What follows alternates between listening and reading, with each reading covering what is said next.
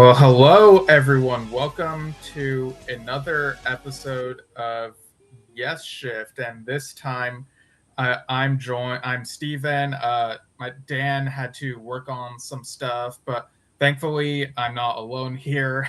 I'm joined by fellow guests Simon Barrow and Miguel Falcao. I'm sure lots of you are familiar with them in the Yes community. Simon being an author of Solid Mental Grace, a Yes related book, and Miguel having hosted the Play for Chris celebrations annually for about 10 years now. So how's it going, both of you? Simon.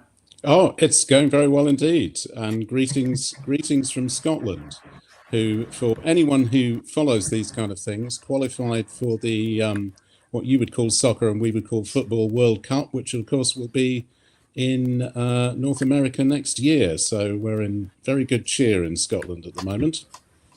How are you, Miguel? Thank you very much. Fantastic goal, by the way. It was, wasn't it? Yes, there were several of them. And how are things with you, Miguel? Wondered if we get a bass intro to this, but yeah. Well, from the bass perspective, I've done a mini tour of Poland with the trio in which I'm playing, which is a kind of a jazzy rock, more kind of thing, and in which I play the double bass. So it's completely different context, but with some connections to the music that we enjoy, because of course I put some of my own things, although I'm not the main composer. So also busy with the content that you've been probably watching about some Yes bass lines, some harmony analysis, and lots of other stuff going on with music. Thankfully, that I'm able to be with music now in my life 100%. So that's good energy. That's really fantastic. And of course, I'd love to hear your trio.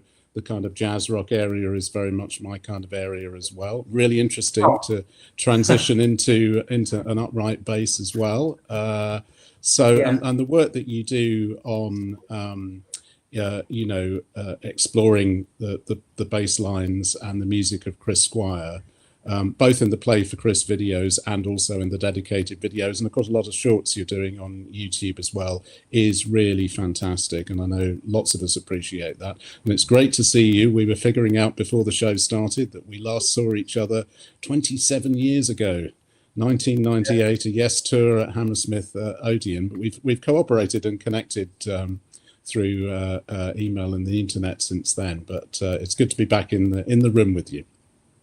Yeah, thank you very much, Simon. I remember one of our talks, or some things that we have talked about after I think it was the second show, because it was the 4th and the 5th of March. So it was like Chris's birthday, 50th birthday. Can you imagine? Yes, it was. Can you imagine? And we have agreed that on that second show, our favorite of the night was Starship Trooper. I remember that we talked about that, and I said, wow, Starship Trooper was so good, and you said, yeah, I agree with you, it was really the best one of the night, and of course it was a tour with a fantastic set list. It really was. But Stephen, we're chatting away here. You've got us here for a particular agenda, so why don't you tell us? You don't have a couple of beers to enjoy the conversation. No, this is great. Like, this is the power of the internet, how Yes fans are able to catch up and connect and reconnect. And that's kind of what we're talking about here. We're focusing on the early internet days for Yes fandom with Alt.Music.Yes, or abbreviated as, I don't know if you say the letters AMY or Amy or both. People tended to say Amy, yes. That's what a lot of people said. Yeah, Amy News Group. Yeah. Right. So we're talking about that, and of course, we know that there's also Symphonic Live re-release news. We'll touch on that, and also talk a bit about Simon's books. But for starters, how did either of you first get involved in the early internet Yes fandom, and Amy in particular? Simon. Okay, yeah, I'll kick off. Well, in terms of Yes fandom, I've been a Yes fan since 1974. Actually, I was a bit of a latecomer to Yes. They've been going a few years, but by the time I really caught up with them, and I came from a background largely of classical music, actually. So Yes were the first rock band I ever saw live. 1977 actually is when I first saw them at Wembley, 28th of October. You can find some good recordings of that on Forgotten Yesterdays. But it was about another 10 or 11 years before I really connected with other Yes fans. And my connection was through something called Yes Music Circle. There were a number of fanzines produced in the UK by a woman called Tiz Hay. And then I think I connected with The Revealing, which was Paul Williams and Ian Hartley produced that. And then in the States, there was Susan Saccone with Wondrous Stories. So these were print magazines. But around about 1990-ish, 91, I was working at a university college in London. And there was this thing that's part of the prehistoric era of the internet called Usenet. Which was set up actually in 1979-80 by some students from Duke University and North Carolina as well. And really it was a kind of bulletin board system that was used by a lot of academics. So there would be little groups that discuss particular topics. And if you want to know what it was like, I mean, essentially, you downloaded this load of conversations and clicked on them, and then you ended up with threaded conversations, which were a bit like reading unformatted emails, I guess, really. And conversation took place in that way. And then in about 1987, there was a kind of huge set of arguments in the Usenet community, and a new surprise, and a new hierarchy. What, arguments in fandom? Never heard of that. Well, a new hierarchy was set up called Alt. And so Alt.Music.Yes sort of came from that. But there was one before that called Rec, as in recorded, Music Progressive. And really Alt.Music.Yes emerged from that. Miguel may know more than me about this. I think probably the thing started around about 1991-ish. I think Henry Potts, who was very much involved in it in the early days, has the first recorded message from about 1992. And really it continued until, I suppose, the early 2000s, for reasons that we'll probably get into. The last posts that I've been able to trace are actually 2023. It was in September 2023, and someone posted something with an interesting title to it. I think it was just something about has it died?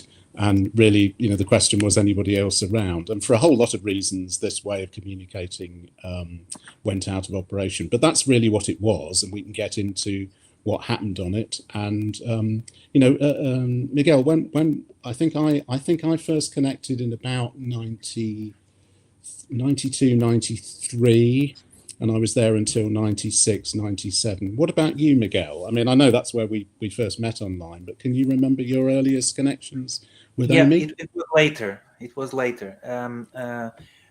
It could be like something like 94 or 3.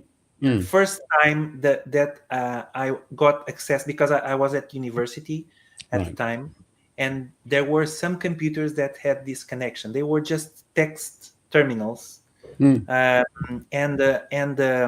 one of my friends he showed me these groups, these Usenet groups, and he explained me that there were several topics that we could browse, and of course my first idea was to look for one that was about Yes. Yeah. at the time, because at the time it was it was already my one and only favorite band. And so I remember that I could get those conversations and somehow save it to a diskette that I could bring home, and then I would read the whole thing, just in an edited shape, just the stream of characters. But it was so fascinating because there were people discussing Tormato, and that was unthinkable to me, that there was this kind of discussion going on in the world. So of course, then when I started working at university, and the systems evolved to a Windows-like environment, then I could access the news groups already in a kind of a live interaction. And so there was Rec Music, Progressive, and Alt.Music.Yes, amongst others, but those were the ones that really I would consultate frequently, and I really became it really became my everyday hobby to go there and to read and to participate. And you mentioned Forgotten Yesterdays with Stephen Sullivan, and Stephen was maybe one of the main contributors to what was going on. He was extremely knowledgeable, and it was great to read what he already knew. So many of the things that I know today from Yes, and you gather this information from many places, and the first place was precisely through the Usenet news groups, apart from some particular bass magazines and guitar magazines that I also collected. So it was mid 90s, 90, maybe 94, 95, and I remember that there was no Yes record yet to be released. So when Talk came out, it was already before I had a frequent contact. So I must have caught the San Luis Obispo shows happening, and some reports that happened, and then the Keys to Ascension, that that kind of area was when I was more frequent with my access to Amy. Yep, and that was when we connected quite a bit as well. And I think what was it? I think your sign-off line was '1 Squire fan or something like that. I can't remember. Squire #1 fan. Yeah. There we go. I would sign. Stephen probably doesn't know, but there was a kind of signature that we could end, like the ones that we put on emails. So I would say Squire fan #1. And very proudly, of course. And absolutely. And actually, there was a time, now that you mention it, that there was a time when I got there, that there was a kind of there were many factions. And I think you can introduce that theme also of the factions, which is very interesting. But there was, contrary to today, there was some people who were very critical of Chris's role in the band. They were very critic. So in those days, I had to stand up and get in fights.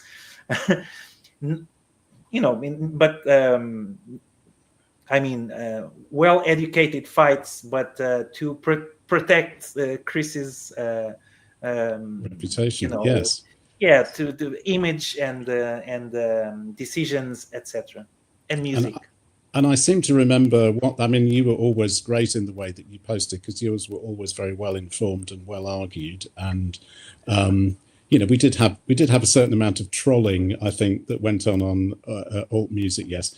probably not as bad as it is these days, but we had a little bit of that. But I think some of it was about the fact that people who liked the 70s Yes blamed Chris for moving into the dangerous territory of the 1980s and beyond. And then there were also those who had a proprietorial interest in John Anderson being the leader of the band and sort of argued that Chris was stealing that away from him and misleading them and so on.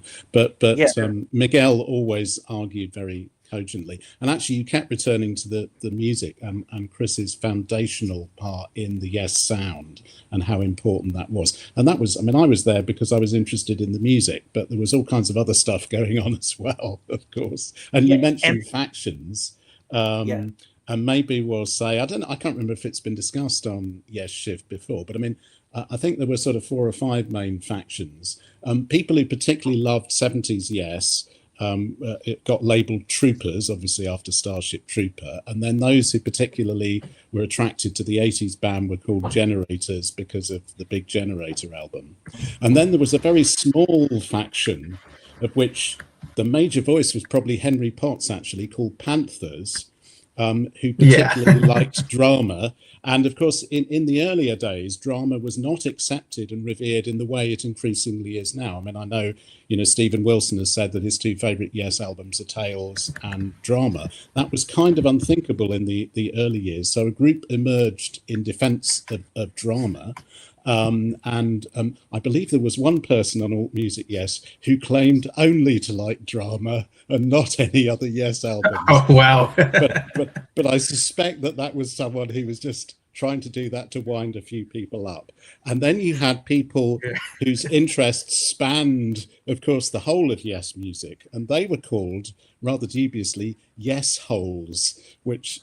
I've heard of this. you need to say that a bit carefully. I suppose I kind of fitted in that category myself, in that, if you ask me, for me, the core of Yes music is 3 albums: Close to the Edge, Tales from Topographic Oceans, and Relayer. Those are the ones that for me are absolutely iconic within the history of Yes. And the ones those are my top 3 favorites. And they drew me into the band. But I wasn't one of those who, when Yes moved into the 80s, was immediately dismissive of that. And I haven't been right up to the current day. I think, the new album is really, really good, particularly the title track, and so on. So I've always tried to find, to follow Yes in the different paths that they've gone. I have my own favourites and commitments within Yes music, but I'm open to all of it. And it's, of course, one of the ironies of progressive rock that many fans of progressive rock are decidedly not progressive in their views. They have the view that it should be this and this only and not that. And those kind of discussions did happen in Alt.Music.Yes, of course. So that was the factions. Yeah, and in fandom, factions are always inevitable, especially when the thing you're a fan of has a lot of longevity and a lot of output and different releases. So it's funny how back then it was like mainly 70s versus 80s, and of course you had that little drama faction. But these days, like we said, drama has had a resurgence, particularly within the last 20 years, and so people aren't so harsh about it now. And it's like now the main factions seem to be like, should Yes have John Anderson, or is it fine without him? Like those are the main arguments now. And even when Benoit joined the band, there are a lot of critics then. Now people are like, there are some people who say they preferred the band with Benoit than with Davison. But yeah, I'm part of the the Yes hole, if you want to call it that, where like I appreciate the output of the different lineups, and some of the arguments, that they get tiresome. It's like, why even, like, if you're not a fan of the thing right now, the current direction, then what's the point of just like commenting at all about it instead of just scoring away and whatnot? Let people enjoy what they enjoy. Absolutely. I mean, the answer is listen to something else, really. But I think people whose lives are dedicated to going onto every social media post to say this is a tribute band or it's not the real Yes or whatever. And you suspect that many of the people who've done that haven't really gone to see them or haven't actually listened carefully to the new material anyway. I mean, you get that, and I'd be interested in Miguel's view on this. You get all the criticisms of Billy Sherwood, who I think is an amazing musician, has done a great job, and of course Chris, his close connection with Chris. I mean, so really the spirit of Chris's playing, although Billy is a different kind of player, but he manages to combine his own style with a real tribute to Chris in the way that he approaches that music. And I just wish people could recognize that. These debates they've changed over the years, but those kind of arguments are ones that will always persist, I guess. I have to tell you, I was also in Alt.Music Classical, which was a little quieter than the rock groups, I think. Although I remember particular arguments about Mahler. There was a famous quote, "Mahler's music is better than it sounds." I remember that was a lovely quote that someone came up with. And the jazz ones, of course, were the arguments between the traditionalists and the innovators as to whether Miles Davis had ruined jazz or whether he'd simply pioneered it in new directions. So it's not just connected to the rock world, but we have our own way within the rock world of factionalizing. But anyway, I don't know what you think about all that. Miguel. I think as long as these discussions, they are a proof that the band is still with a degree of interest, because otherwise, if there is no communication, no exchange of opinions, then I think that's a bad sign. As long, of course, as the discussion does not go to offense someone personally or something, and I think that was part of what ruined in the end the news group, because it got a little bit out of hand, and it was not that it was so offending, but it was the amount of spam that a simple user like me who came for the music and the information, it was beginning to be impossible to get any value for the time that you were spending there browsing. And we are now talking about 30 years ago browsing, that you really had to browse things to look for subjects, to look for threads and replies. So when you start to watch a conversation and you are just navigating through what we call then flames, that's people shouting at each other with caps lock, full speed, and things. So it wasn't interesting anymore. So. But as long as the discussion is with with some humor, and I remember in the good old days they used to call Trevor Rabin leather pants. You remember, Simon? Leather. I don't like those leather pants and something. It was like people were discussing in a friendly way, and even with my great friend Pedro, that was also in '98 with me, and he was actually the one who introduced me to Yes.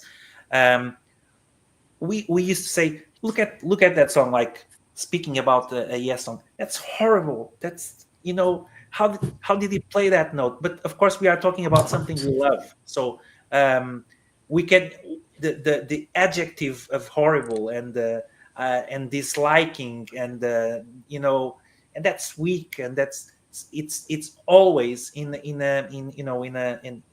way that it's not really to offend, but because we are between friends, and it's always relative to our favorite band. So so it's not we don't really mean it. It's like a friendly talk. I think that's true. And I mean, I was going to say, maybe we should say a little bit about what kind of things were discussed. I mean, not great surprise there, but there was, of course, huge amounts of discussion about Yes lyrics. There were discussions about the individual musicians, and particularly when they went off and did solo stuff or collaborations. There was quite a lot of talk about, John Anderson's spirituality. You imagine it. Some people, I guess, talked more at the level of what they liked and didn't like. Other people, with more of a musical background, perhaps dived into the weeds of particular songs or particular pieces of music. I remember having a discussion with a couple of people about Awaken, which is one of my favorite Yes tracks, but someone else said, no, it's just an uninteresting circle of fifths, so we then got into a big discussion of that. I think it was actually Stephen who arguing that that it was, because it was just a circle of fifths, it shouldn't be regarded as Stephen Sullivan.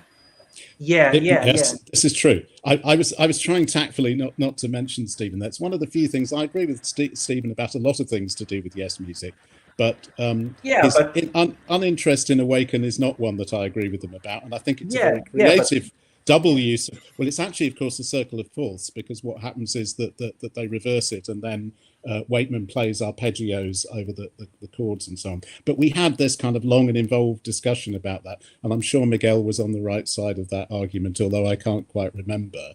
But while we're mentioning Stephen, who's a wonderful guy, and of course, doing a fantastic job these days with Forgotten Yesterdays, he actually pioneered an earlier website called Yes Gigs 1968 to 1980, which was the first, moving towards comprehensive view of concerts during that period, and then that got integrated into Forgotten Yesterdays.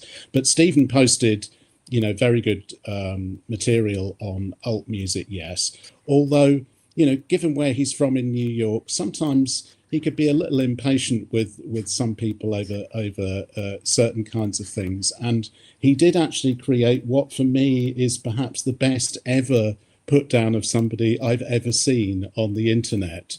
And I was wondering if he'd got it from someone else, but I think he thought of it. He was having a conversation with someone who we'll call Dave for the sake of this. And he said, Dave, there is a very thin line between madness and genius, and you're nowhere near it.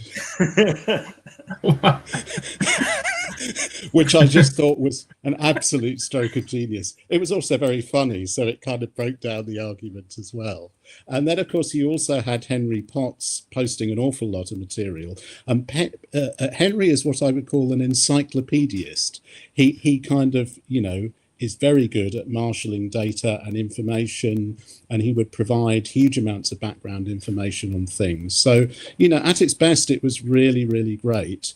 And then you had the kind of more argumentative people. I think I'll give a good shout out for Rob Allen, who I love, but I think Rob was the person on Alt.Music.Yes who achieved the greatest number of disagreements with the greatest number of people. But it was often entertaining when it happened. So, there are characters, and I think that's the important thing to say. It was a kind of community that wasn't small. I mean, I guess there were probably active members, most of the time, a couple of hundred people, probably, a lot more who were lurking behind the scenes. But, characters did emerge on it. And then, of course, we had the people, who were involved in the Yes world, or who'd done interviews with the band, who would come on, and so on. I can't remember, I don't think members of the band really. I think there were ancillary musicians who came on, but can you remember that, Miguel? I don't remember people directly related to the band. No. But since we are mentioning Stephen Sullivan, he was one of the first ones to, because Stephen is an accomplished bass player. Absolutely. So he was already at the time. He was providing some tablatures. Yes. Some MIDI files, if I'm not mistaken. But some material related to bass guitar, at least bass guitar, and that was maybe something that I took on when I started making my own bass covers, which maybe Steven Schinder is not aware of, the first bass covers that I ever posted, I posted on that news group, Alt.Music.Yes. Of course, at the time we did not have the means to post a file, so we will just post a link, and then I would have in my university computer a server that would host some MP3 files. So it's just audio, and then they were translated to another site that I was offered by a friend named John Goodall, and he made a website for me. I don't. Do you remember, Simon? Yes, I do. This friend, and so those were very pioneering days for internet users. Even Henry Potts' site was a kind of a format like text only, which I think he still preserves until today. So if you want to have the experience of browsing Netscape Navigator in 1996, you just go to his site, because it's still with the same kind of hypertext things, and very typical from the era. It is, and it's called Where. I'm sure most people know it. Where Are They Now? And of course, it has a number of sub-pages as well, and he updates it very regularly with new information. I have asked him how much he's sort of archived, because obviously there's some material that gets taken off as he puts new material up, but I hope that there is an archive of that. And I suppose that's the other question, is there an archive of Alt.Music.Yes? And the answer is that it moved over at one point to Google Groups, but Google Groups stopped supporting it in 2023.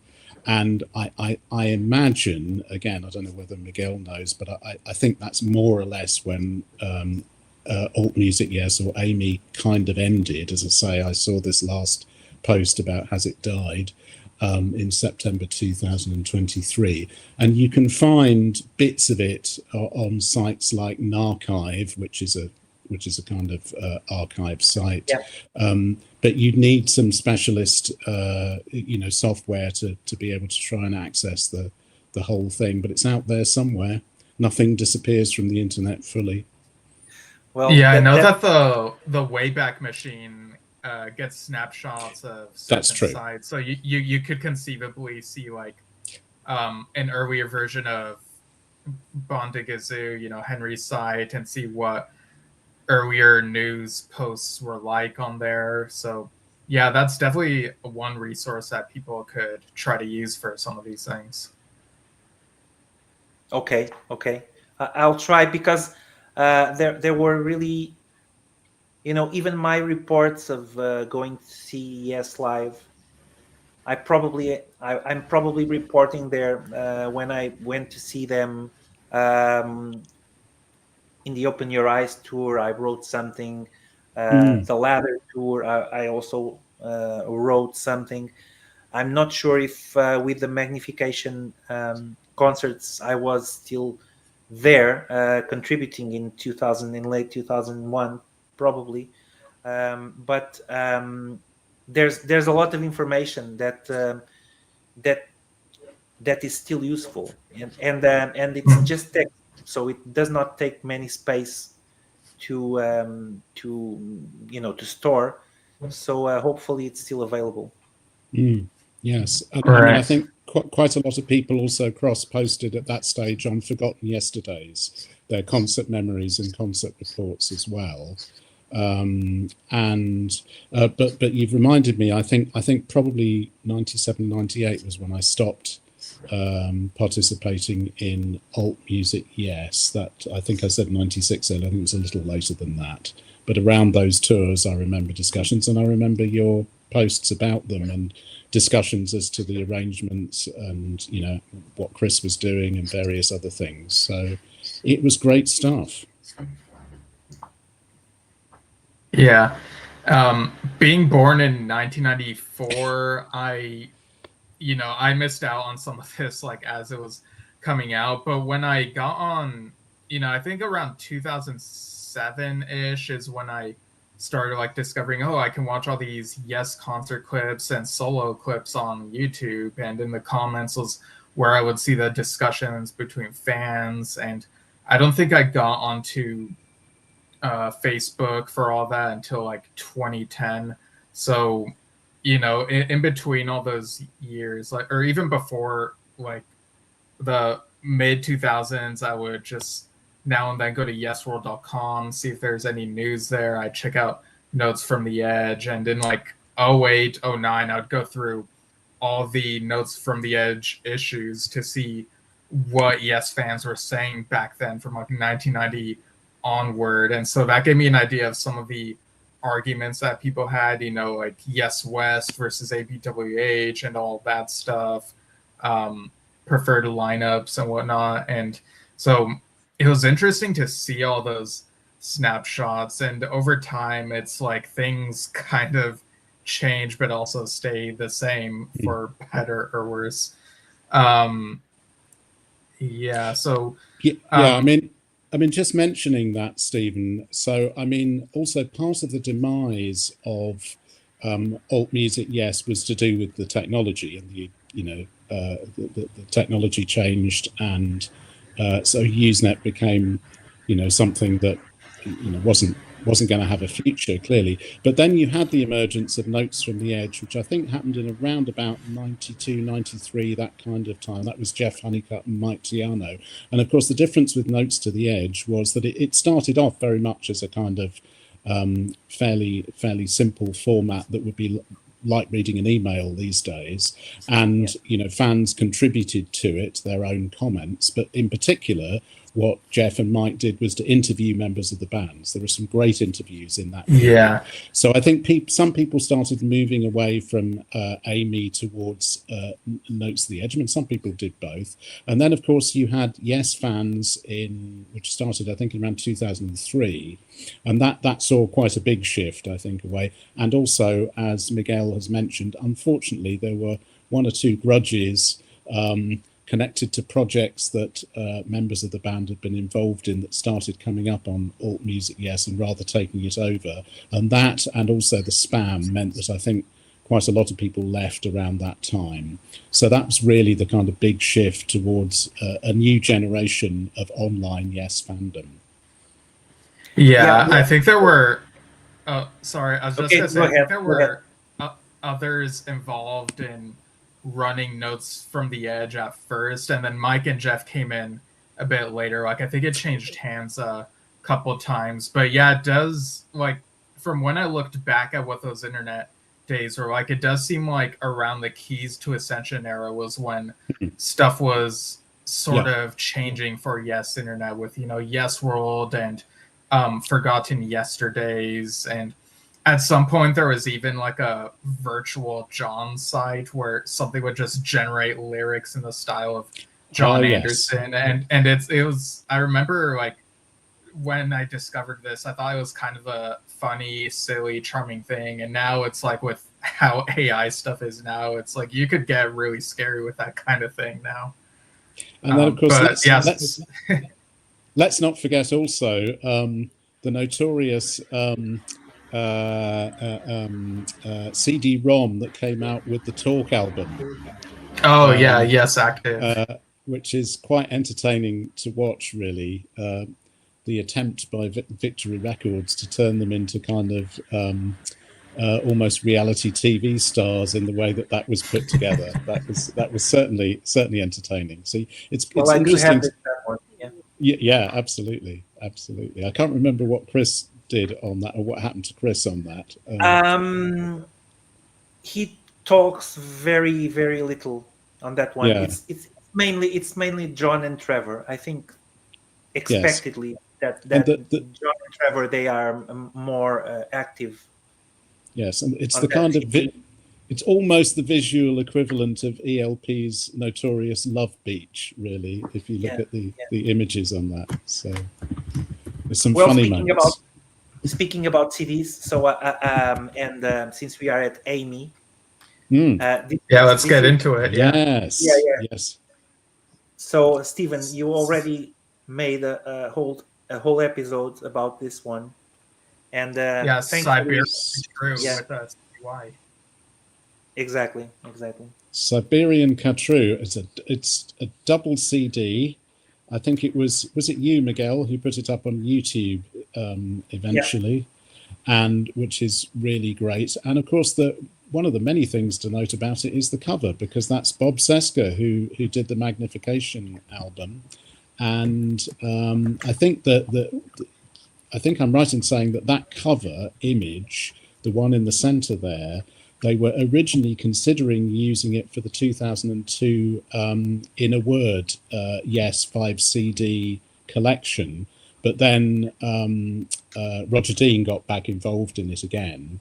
And so Bob let them use it for Siberian Katru, which is amazing. Yeah. I didn't contribute to that, but I know that Miguel had a role to play in it. Yeah, so Yeah. how long was that project being developed? Give us a bit of a behind the scenes for that. It should have been like not more than 1 year. I think it was really quick.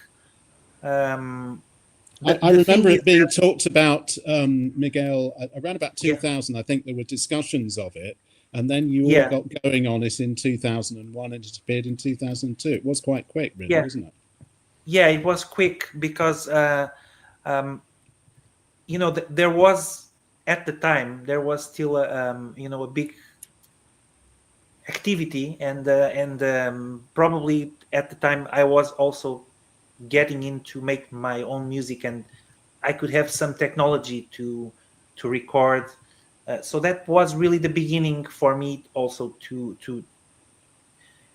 have a home studio, basically. Mm. And of course, with the bass covers I was already doing, um, I don't know whose idea it was, but I mean, it's such a great idea that for that moment in time, people wanting to organize a whole production, because this is not just making the songs, it's the whole CD production, because this is something that now you can order with a click of a mouse. You can edit the cover, and you will have in 1 week the CDs, a box of CDs at your place.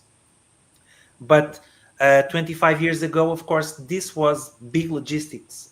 Yes, It it requires was.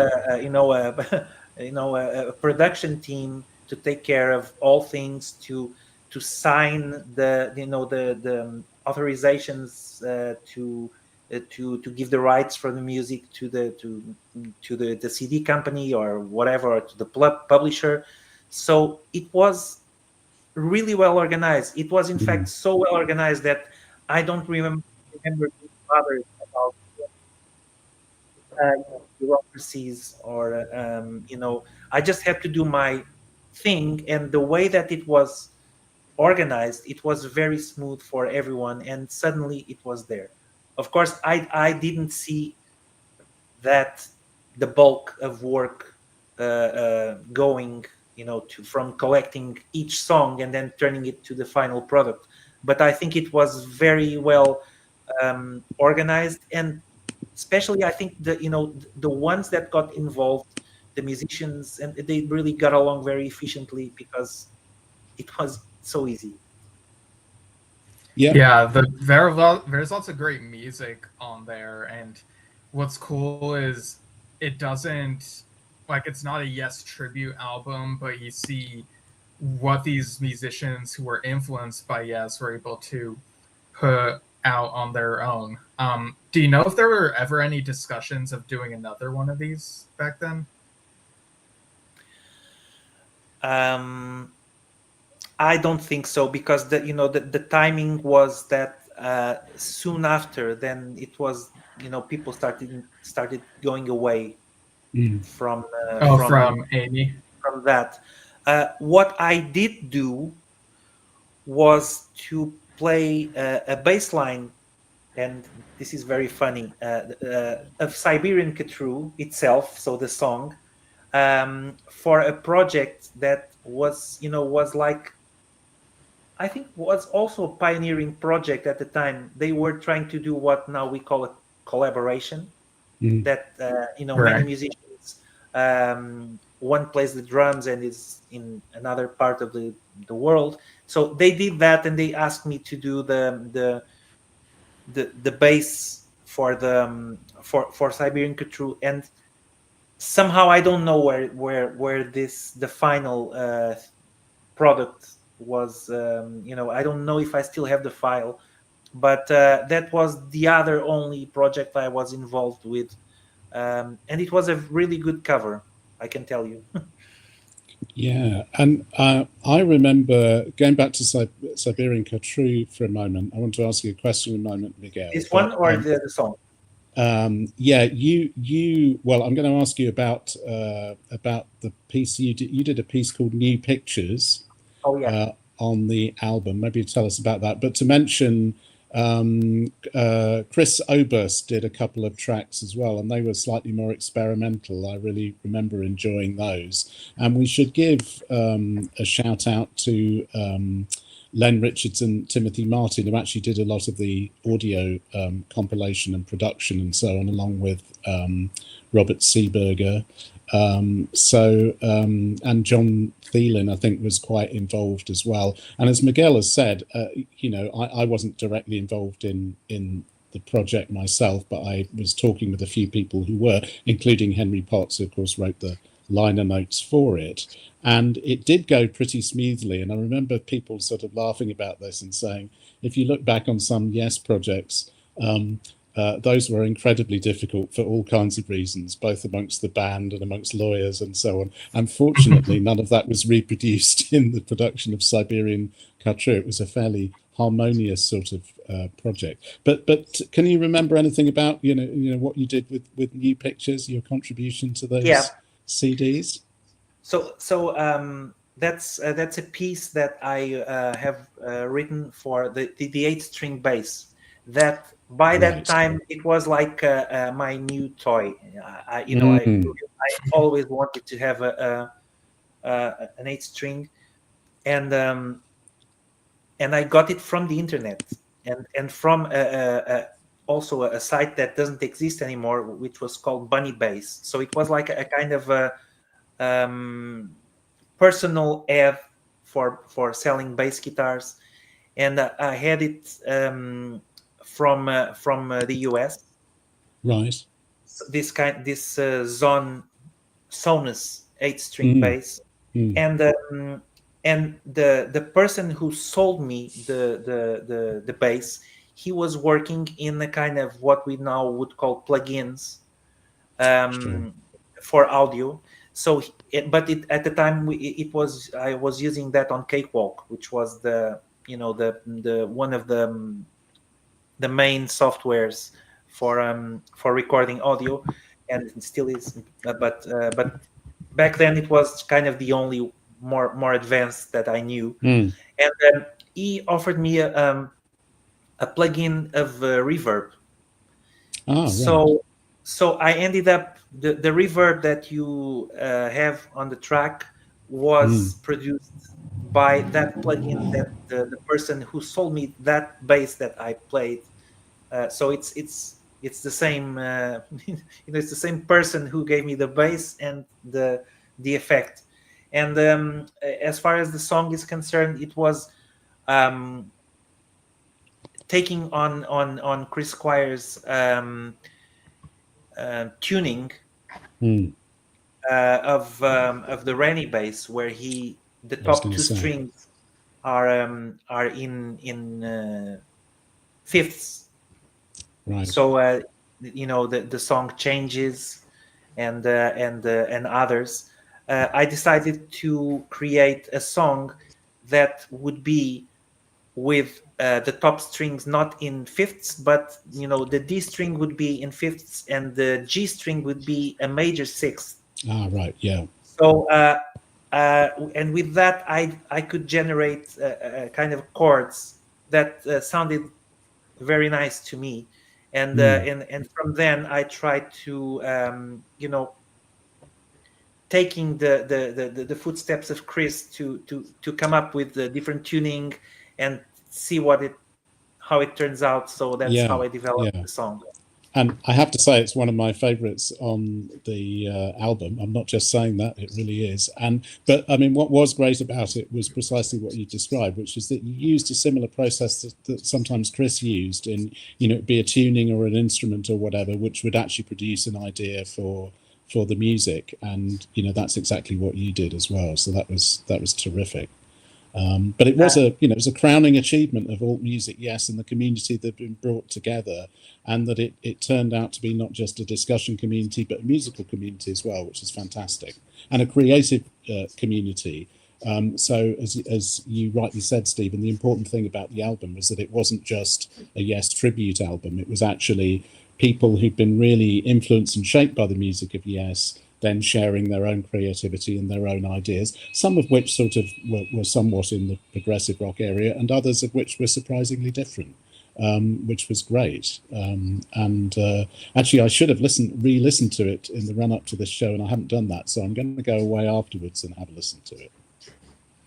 Yeah, it's definitely worth a listen. So while we're talking about that era, that early 2000s era, let's touch a bit on this news that came out today, actually. So I'll go ahead and share the tab of this. So this is in the yesworld.com store.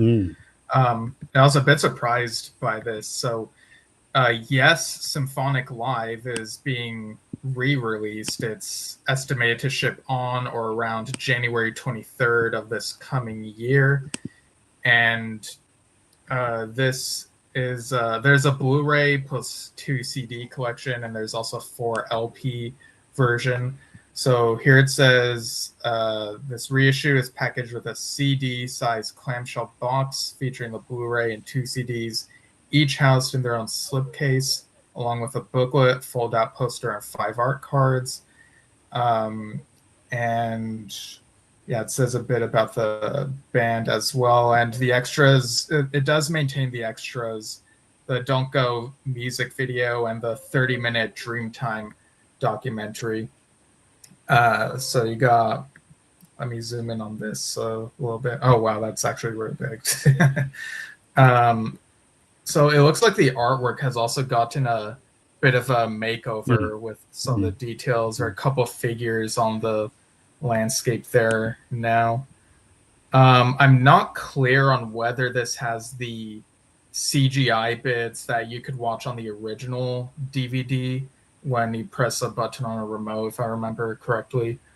And I'll go ahead and show the 4 LP version as well real quick. But overall, what do you two think of this news of this upcoming re-release? Are there some extra songs or? So it says 14 tracks, so I don't know that there are any extra songs. The LP, it has, the 8th side is an etching because the others have the rest of the tracks. But let's see. Look at the track list. I don't notice anything that's extra. It's pretty much the tracks as I remember them. Well, yeah, I mean, it depends of what is presented. I do have the DVD, and it's one of my favorites. I wasn't at the in 77, Simon, that you were, or 78 that you watched Yes for the first time. 77, yes, 28th 77. October. So 77 is a great tour, and I know that video from Glasgow. It's absolutely fantastic. But from the tours that I watched, I have a special place in my heart for the Symphonic tour, because I think they were so much trying to play everything so well, and so accurately, and so everything in tune, and the orchestra, and it's so difficult to get all those things right, and it sounded amazing. Yes, I couldn't agree more. I mean, I must admit, when I first heard about the album and the tour with an orchestra, the record of rock bands with orchestras has been slightly patchy, really, and it can end up sounding rather cheesy and so on. But really, a huge amount of work was put into making it sync really, really well, and that's a great tour. I mean, I remember it in person. I managed to get to quite a number of shows on that particular tour. In terms of a release like this, I mean, I think it will, appeal to a lot of people. I've probably reached the point in my life when I've rebought my Yes collection enough times. I think I will get the topographic one. I'm probably not likely to get this one, but it will reach new ears and new generations as well. I must admit, and I don't know how Miguel feels about this, I think probably we're amongst the Yes fans who'd say that what we really want to see is the release of, for example, the 78 Wembley shows, and some of the other material. There must be a lot of live material around. Now, I mean, we have got some great unofficial recordings, I call them, and of course, Forgotten Yesterdays is the place to go for all of that material. But I think there's some quality, particularly where there were radio broadcasts, even though the sound was compressed a little bit, there could probably what we would like. But I understand that record executives will be looking at a generation of Yes fans or incoming Yes fans with larger pockets than perhaps we have, who are wanting those kind of nostalgic box sets. And there is the possibility of Blu-ray and various surround options as well. But probably a number of us will be saying, well, what are the extras on this? And that will be the way that we'll judge it. You got me thinking, Simon, exactly, because when, for example, Stephen is going to ask us the opinion about a certain release, our thoughts begin with, am I going to buy it or not? Is it worth for me?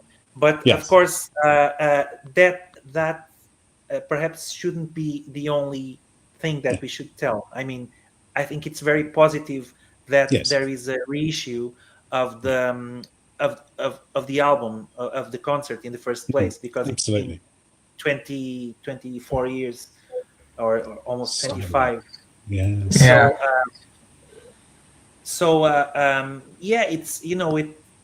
it deserves to be rebooted in a way that now things are rebooted. So now everything is going to be either Atmos or I don't know, maybe Blu-ray and with a documentary and some, I don't know.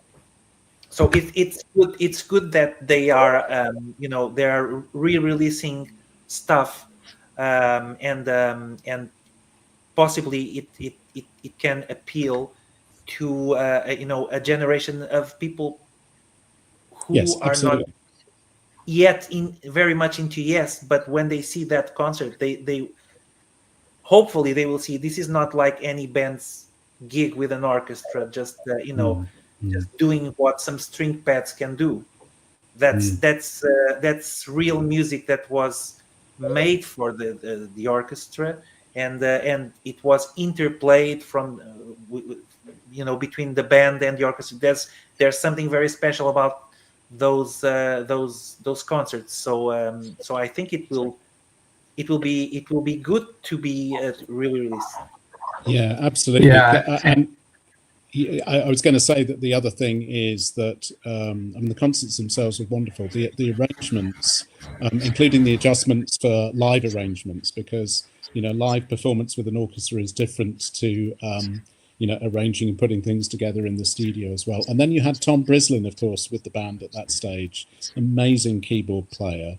Perhaps somewhat overlooked, so people will be able to enjoy his performances as well. And funnily enough, just as an aside on that, you were mentioning Cakewalk earlier. I think Igor Koroshev was involved a little bit with Cakewalk at one point as well.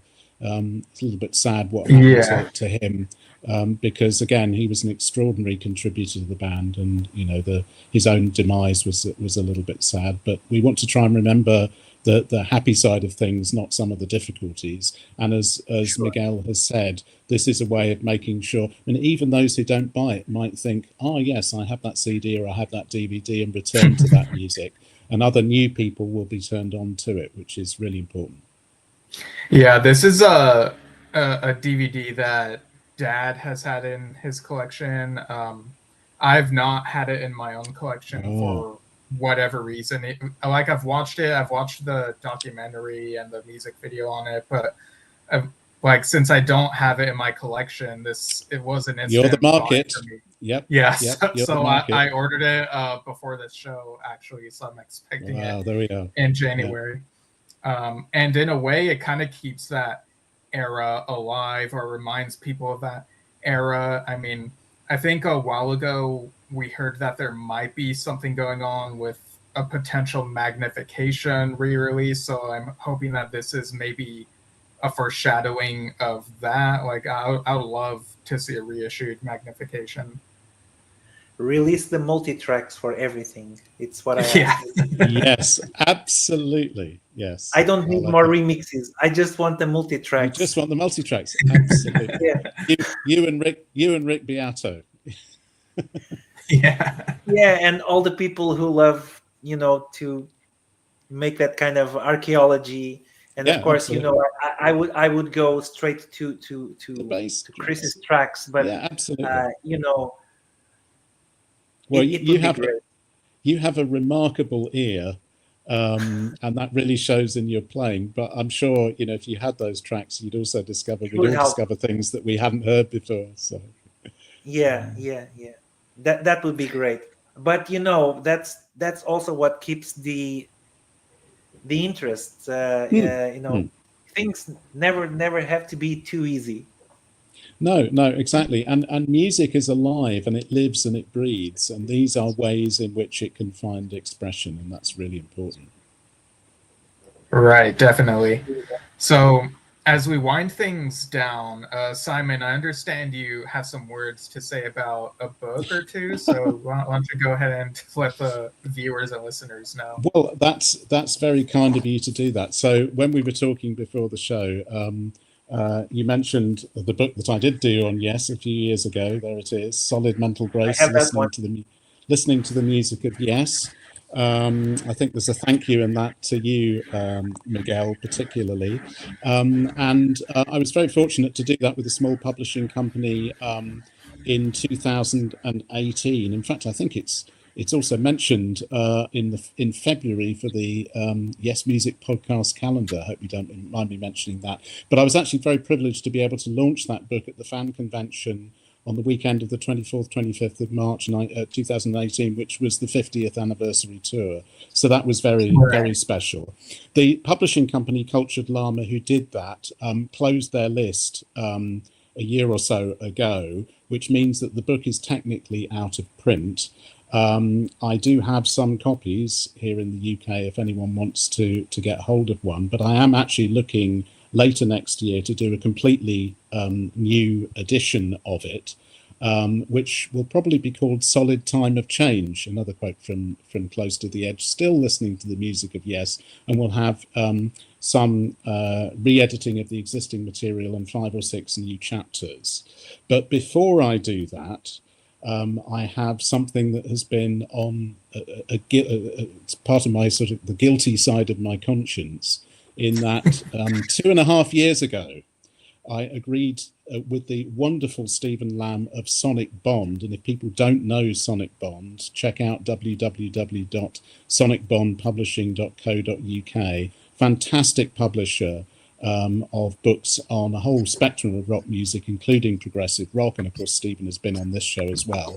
And he commissioned me to do a book called Yes in the 1990s. And I'm still finishing it. It's personal issues, professional issues, health issues got in the way over the last couple of years. So huge apologies, Stephen, for that. But you will get that book. And I hope it will come out, because I think the 90s is a sort of overlooked era for Yes, but I think, it's actually a really important era. If you think about it, in terms of albums, for example, we had Union, we had Talk, we had the 2 Keys to Ascension albums, we had Open Your Eyes, we had The Ladder. Then we had the Something's Coming BBC recordings from the early years of Yes. House of Yes Live from that tour was actually recorded in 99, released in 2000. We had Yes Years and Yes Story, the compilation albums. We had Highlights, the very best of Yes. We had all the members, including the classic members of Yes, doing an awful lot of solo material. So it was a very active period. Yeah. I think In all fact, but 2 years. Sorry? In fact, more output than the 80s themselves. More output than the 80s. Yeah. And in terms of touring, I think there were only 2 years of that decade when the band weren't touring, and they did some extraordinary tours. And I kind of describe it in the material that I have written for that book so far as sort of Yes in renegotiation. They'd come from the 70s, they'd gone through the 80s. And yet the question is, where was Yes going to go next? And there were different musicians and different forces on the band opened up different possibilities, some of which worked out, some of which perhaps didn't work out. But if you listen to the span of that music, there was still some amazing music in that era. And I really hope that the current band might revisit a little more of the 90s material. I know there's a tendency to go back to the 70s and certain elements of the 80s, but it would be really good to explore that. So, I do promise to finish that book and make that available next year. And perhaps there can be, a bit of a revival of 90s Yes as a result of that. Who knows? But anyway, it's very much on my conscience and on my agenda, Stephen, if you're watching, which I'm sure you are at some point. Yeah, I'm very much looking forward to that book. Mark Lang, who's tuning in, has commented about the Yes set list and how, John and the Band Geeks play a bit more of the new music than Yes have been. And I myself am always pushing for Yes should play more of their new music. But like you said, they should play some of those obscure 90s cuts as well. I think that would be great. And, earlier we were talking about Troopers and Generators. It's like, what do you even call fans of 90s Yes when they're all over the place with the merger with Yes West and ABWH? They get the Yes West finale sort of thing. Then classic Yes lineup returns. And then you get a newer Yes with Sherwood and then Khrushchev coming in. It's just all over the place. It's such a fascinating era. Yeah. I'll see if I can find a moniker for 90s Yes fans and so on. Yeah. But more seriously, from the span of that era, and there's a huge amount of music of that era, as you rightly said, Miguel, it was actually more produced than in the 1980s. Are there particular tracks that you would love to hear live that we haven't from that era, can you think? Well, that's a very interesting question, Simon, because in my Facebook page yesterday, I put one question, and it was from the songs that Chris never played live with Yes, which one would you like to be, that you would wish that he would have played? And my first example from this was Fortune Seller.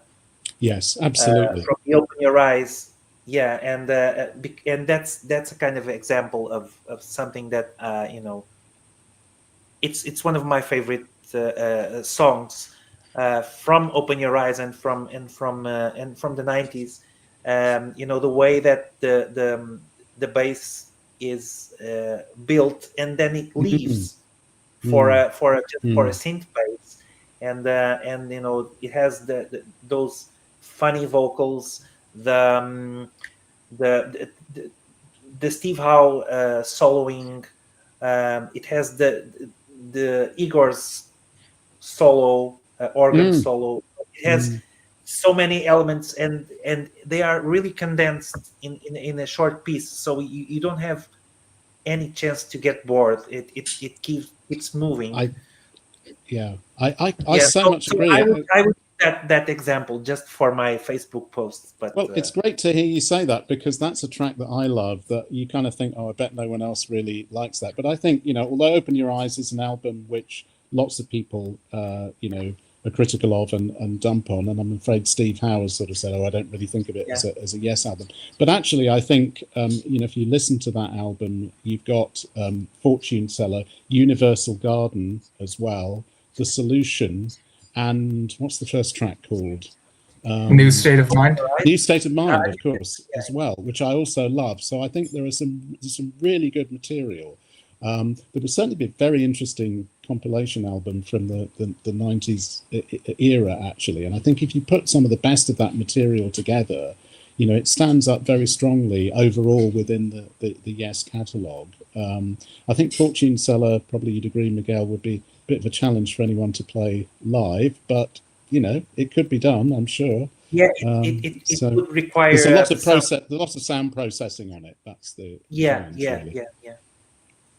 But you have to work for it.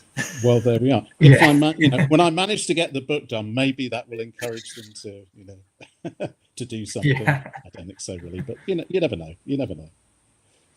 Right. Yeah, and maybe the Symphonic Live re-release will encourage them to do more magnification as well. That's a dream, right? Yeah, absolutely. Yes, Dreamtime, for example. I just love that track. I think that was amazing. One of the tracks that was requested by some of the replies that I.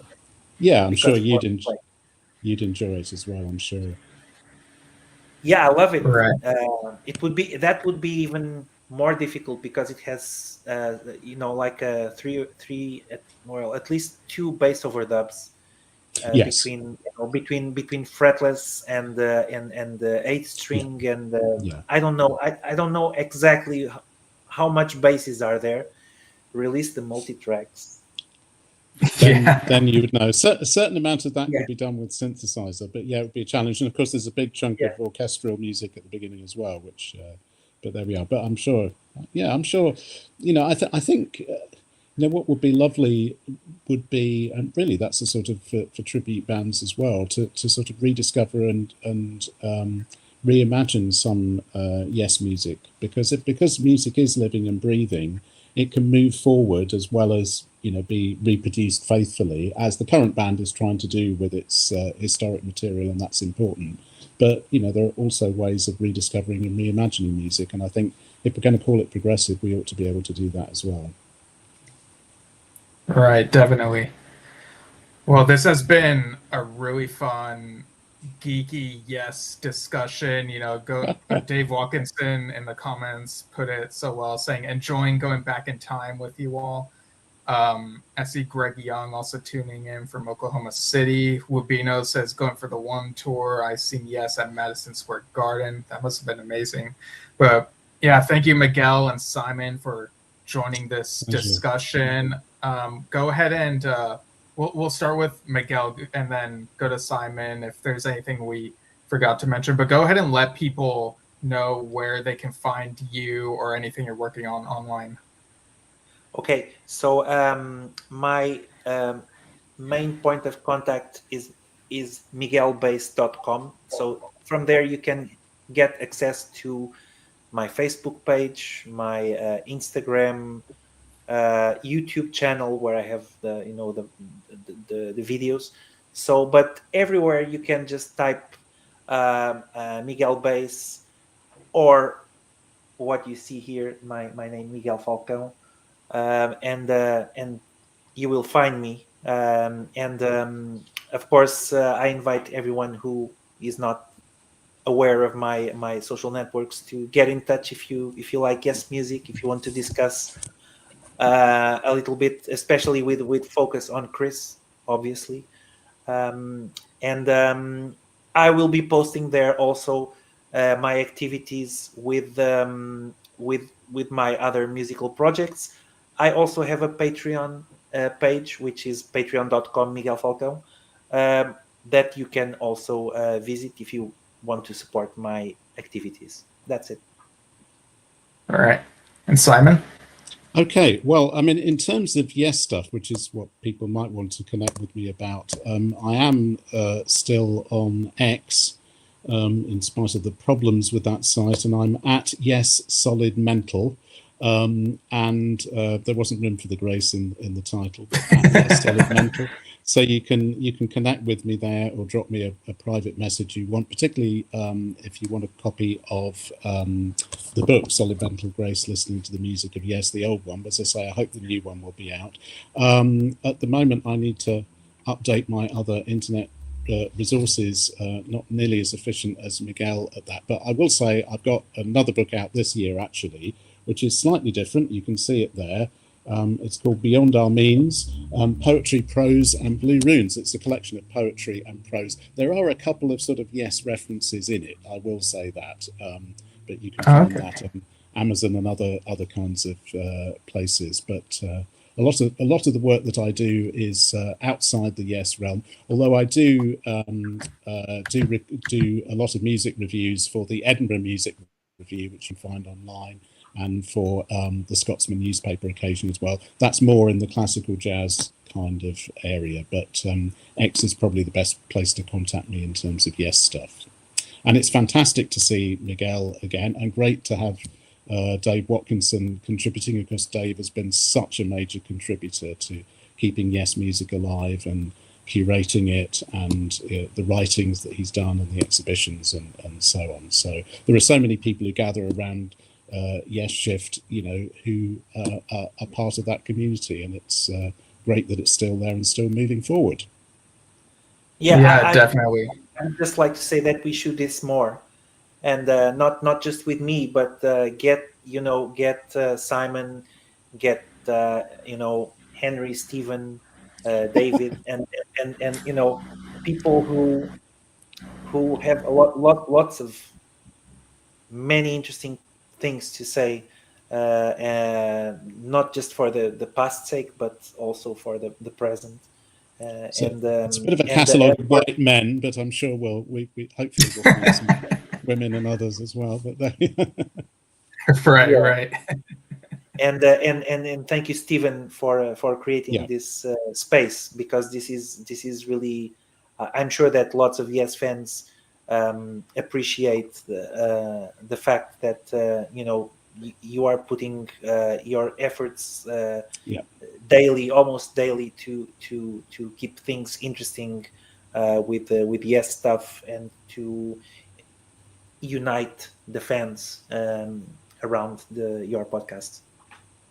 Thanks. That really means a lot. Like, we try to, stay on the pulse of what we can here, and it's, it can be a bit of work, especially with the news episodes, having to put everything together for that. But in the end, it ends up being a fun time. Yeah. Yep. Great. All right. I'm listening, so I'll keep listening. Indeed. Okay. Take care. Thanks a lot. All right. Thanks, everyone. You can follow us at Yesshift on Facebook and YouTube, and write Yesshift podcast at gmail.com. And we'll see you all soon. Thanks, everyone.